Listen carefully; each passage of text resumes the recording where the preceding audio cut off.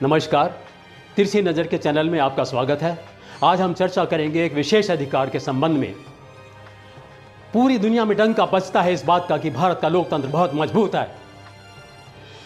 क्या समय पर चुनाव करते जाना या वोटों का प्रतिशत बढ़ते चले जाना केवल यही लोकतंत्र की मजबूती की निशानी होता है?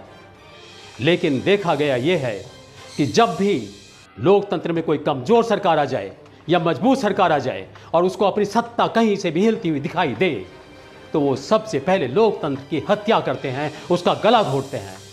अधिकारों को समाप्त किया जाता है जो जनता को मिले हुए हैं।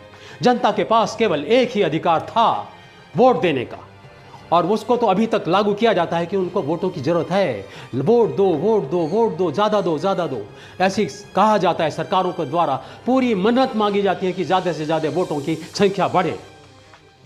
लेकिन एक अधिकार जो दिया गया था जनता को इस वोट के देने के बाद, अब वो था आरटीआई का अधिकार, जिसके द्वारा जब सरकार बन जाएगी, सरकार चलेगी 5 साल तक, उस बीच क्या कार्यक्रम हो रहे हैं, क्या घोटाले हो रहे हैं, उन पर नज़र रखने के लिए सरकार ने एक अधिकार दिया था आरटीआई का। और अब उसी आरटीआई के अधिकार को प्रयोग करते हुए जब जनता ने बहुत सारे घोटालों का खुलासा किया, बहुत सारी समस्याएं पता लगी कि क्या क्या गलतियां हो रही हैं, और उन बाबुओं की गलती पता लगी जो शासन को सही तरीके से नहीं चला रहे थे, नहीं चलने दे रहे थे, और उन सरकारों की विफलता भी खुलकर सामने आई जो उसको चलाने में असफल हो रही थी। दोनों ने, सरकार ने और ब्यूरोक्रेसी ने मिलकर ये षड्यंत्र रचा है भारत की जनता के साथ। आरटीआई के अधिकार को निष्फल किया जा रहा है, निष्क्रिय किया जा रहा है, और इस तरह से किया जा रहा है कि किसी को पता भी नहीं लग रहा है। धीरे धीरे धीरे उसमें रोक टोक लगाई जाती है। अधिकारी उसका जवाब देने से मना कर देते हैं या गोल मोल जवाब देते हैं, टालते हैं। मैं इसकी चर्चाएं बाद में करूंगा, लेकिन आज मैं ये बात बताना चाहता हूं कि आरटीआई का जो अधिकार था, विफलताओं को सामने लाने के लिए उसको घोटा गया है।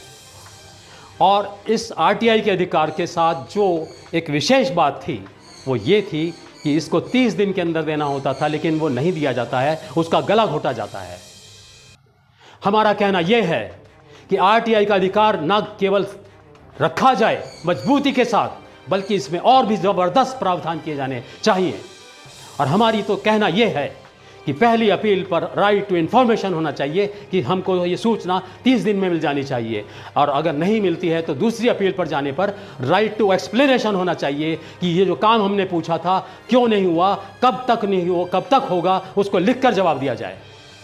और अगर फिर भी जवाब ना मिले तो तीसरी अपील में जाने पर राइट टू शो कॉज होना चाहिए कि क्यों ना उस अधिकारी को उसके पद से मुक्त कर दिया जाए जो ये जवाब देने में असफल हो रहा है। और चौथी अपील जाने पर राइट टू टर्मिनेशन होना चाहिए। जनता को अधिकार होना चाहिए कि वो सीधा सीधा उस अधिकारी के लिए ये लागू कर सके कि इसका अधिकारी का टर्मिनेशन होना चाहिए। और तो और ये जो कानून है सरकारों पर भी इसी तरह लागू होना चाहिए। सरकारों को अगर वो असफल रहती हैं आरटीआई का जवाब दिलवाने में या देने में, तो लागू उनके ऊपर भी यही होना चाहिए। और ये अब जो एक और नया प्रावधान लाया गया है, डाटा प्रोटेक्शन एक्ट, कहा यह जा रहा है कि ये जो प्रावधान है आपकी सुरक्षा के लिए लाया जा रहा है, आपके हितों में लाया जा रहा है, जनता के हितों में लाया जा रहा है, उनके डाटा के साथ कोई मिसयूज ना हो जाए। लेकिन मिसयूज तो इसका कहाँ होगा ये समझ लीजिए आप। जब भी आप कोई आरटीआई लगाएंगे तब डाटा प्रोटेक्शन एक्ट के अंतर्गत ये कहा जाएगा कि जो आपने सूचना मांगी है ये डाटा प्रोटेक्शन एक्ट के अंतर्गत सुरक्षित है, इस पर जवाब आपको नहीं दिया जा सकता, और गरम तवे पर तला जाएगा आपके आरटीआई के अधिकार को। आप कसमसाते बिलबिलाते रह जाएंगे। आज जनता को सरकार की ये चाल चलन देखकर जनता को पसीना आ गया है। हम चाहते हैं कि जनता को एक बार फिर मजबूती के साथ आना चाहिए, आरटीआई के अधिकार को लागू करने के लिए पूरी कोशिश करनी चाहिए। एक छोटा सा उदाहरण देते हैं। कुछ लोगों की ऐसी नियत होती है कि वो भिखारी के भिक्षा पात्र में से भी सिक्के उठा लेते हैं और कहते हैं, ये अगर उनको पकड़ लिया जाए, कि हम तो इसलिए उठा रहे थे कि कोई और भिखारी को लूट ना ले।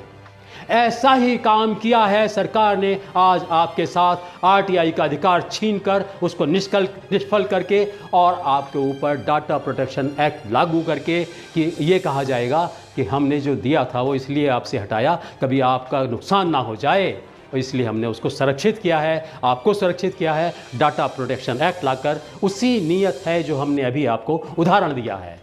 हमारा फिर से निवेदन है कि कृपया इस चैनल के साथ आप सब्सक्राइब करें, कमेंट बॉक्स में जाएं, बेल आइकन दबाएं, हमारे साथ जुड़े रहें और हम आपके साथ जुड़े रहें, आपके साथ ज़्यादा से ज़्यादा ऐसे संबंधों में चर्चा करें। नमस्कार।